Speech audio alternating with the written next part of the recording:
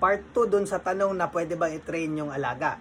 So classmate, again, para sa akin, ang main reason or main purpose ng training ng manok is to enhance the endurance, stamina, at main is exercise, no?